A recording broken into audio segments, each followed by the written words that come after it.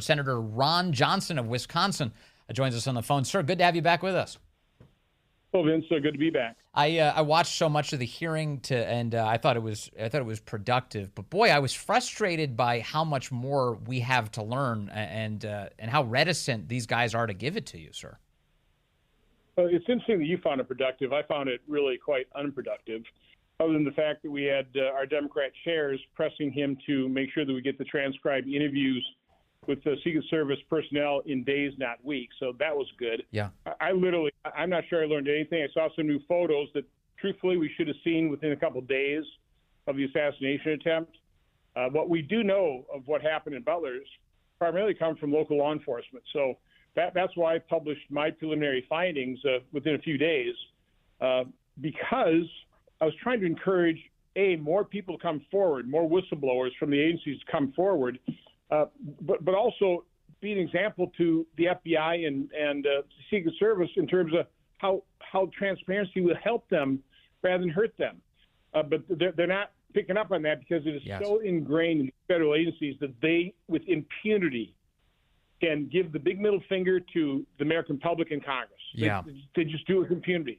And so it's just ingrained in them. And it's very sad because, as Senator Rick Scott pointed out, when he had the tragedies in Florida as governor, they had daily and sometimes multiple briefings per day to let the public know what they found out. Again, it's not perfect information. It's incomplete. It's preliminary, but the public understands that. They'd rather know this.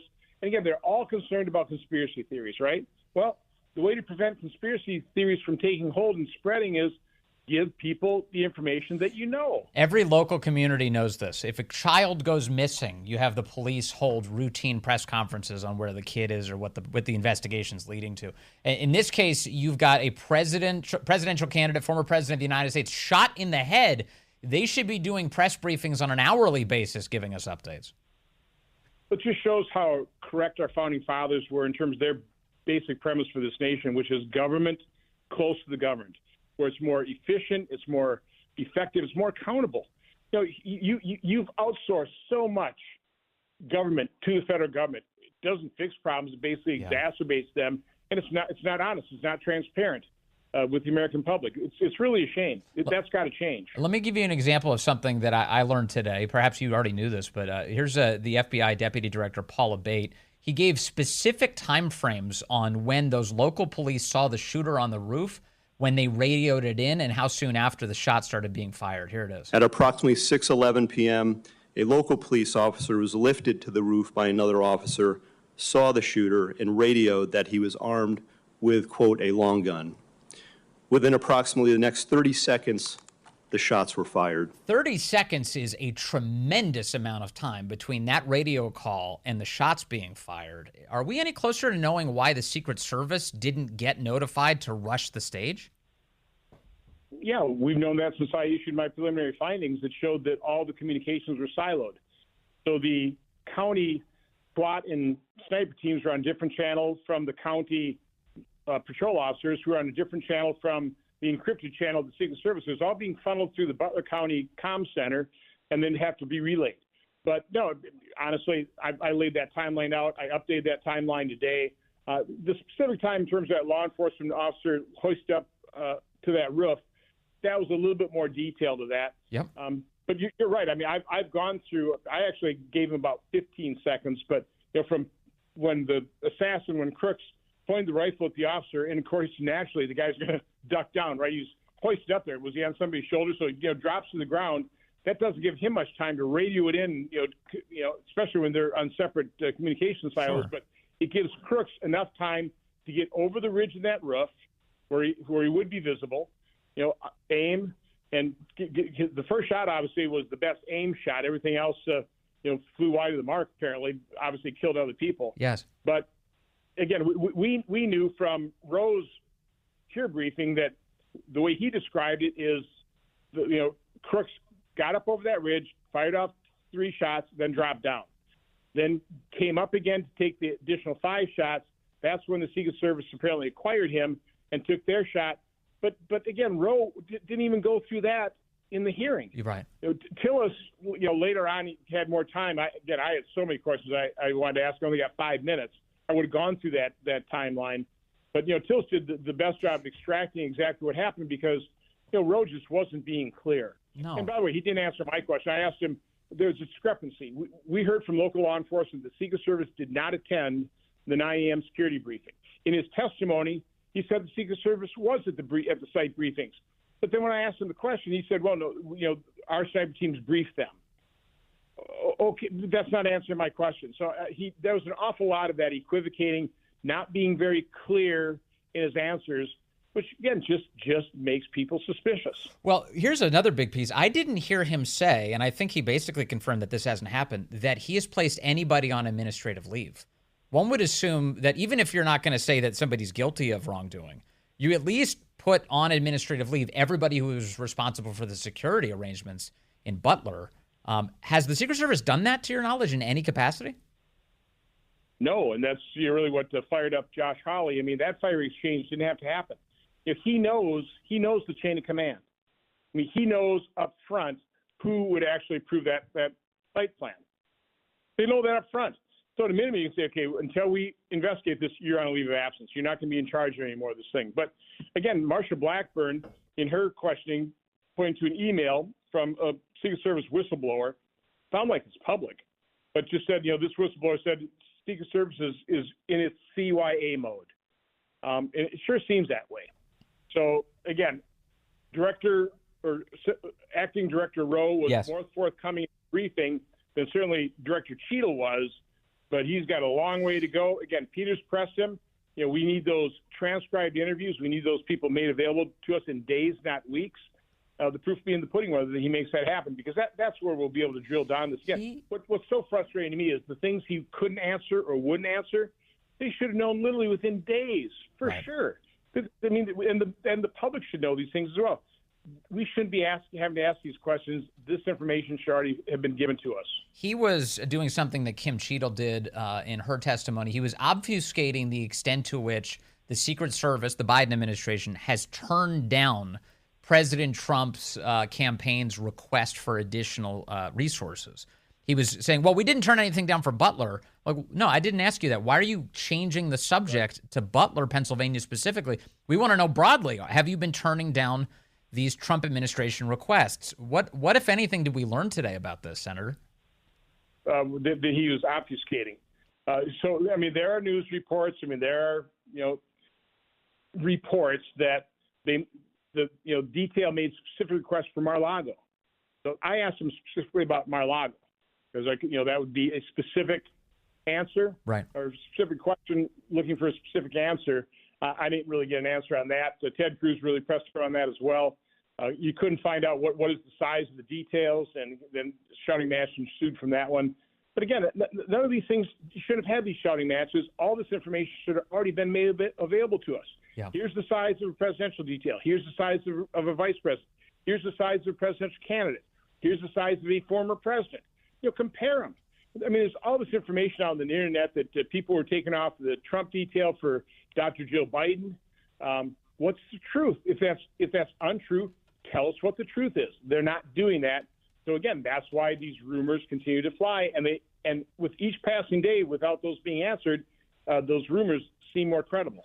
This guy, Ronald Rowe, who was the second in command, now he's the acting director of the Secret Service. In the wake of July 13th, when all these questions were arising about Kim Cheadle's leadership at the Secret Service, he was defending her in public. He was issuing all these statements about how she's got toughness and intelligence and strategy. Those were his words, defending her. And she did not deserve a defense given the catastrophic failure of that agency. Do you think it's possible that he's the wrong guy for this job? It's very possible. Where did the buck stop? I mean, was Director Cheadle aware of these things? Did she make the decisions? Did he make the decisions? Did somebody underneath him make the decisions that he was aware of or not aware of? Again, these are basic questions. Yeah. Specifically with Butler, he should answer. But again, he knew the questions were coming because the rumors are out there. How many times has the Secret Service denied specific requests from President Trump's detail? I mean, you ought to know that. Yeah. And you also ought to know exactly why the Secret Service spokesman lied when he said they were never turned down. And then the Washington Post and New York Times write articles that Yeah, they were. The requests were made. They've been turned down. And then all of a sudden they turned. Well, he couldn't give us an explanation for that. Right. And So, that guy still has his job, good. that spokesman. Of course they do. Yeah. Let me ask you about another piece of all of this. The FBI is investigating the shooting, and of course, you had Paula Bate there today to testify about some of the findings. Part of this apparently is that they're going to talk to President Trump. They're going to have a victim interview with President Trump. The FBI claims that President Trump has agreed to this. I think this is a bad idea, Senator. I don't think that President Trump should actually meet with the FBI, given the FBI's history of sabotaging the Trump campaign during elections with briefings. I'm asking this question of you specifically because the same thing has happened to you, quite famously. You and Senator Grassley had a meeting with the FBI in August of 2020, and they used that simply as a predicate to suggest that the Hunter Biden saga was Russian disinformation. Do you think President Trump should meet with the FBI to do a, quote, victim interview? Well, he certainly ought to have an attorney present when they do that interview. I mean, he shouldn't trust the FBI. I don't think there's probably anything nefarious about that. It's probably something they routinely do. But it would be wise for him to have an attorney and be on his guard. Yeah, I think you're totally right. But you never know. I can't underestimate the FBI and their shenanigans here. But they say that they're going to have him in for a witness interview. So you think it's okay, but so long as he has an attorney present? Yeah, he should have an attorney present. But again, it's a sad reality that none of us can trust the FBI. And again, it's not our fault. It's not like we're suspicious. We have every legitimate reason not to trust the FBI. Yeah. And now the Secret Service, because they've lied to us. They haven't been forthcoming. They're not forthright. Senator Johnson, one last question for you on July 13th and what you're gathering on it. The local police, we understand, have radio communications and the stuff that we were talking about when they called out that there was a gunman on that roof. Will we, the American public, get a chance to hear that local police audio soon?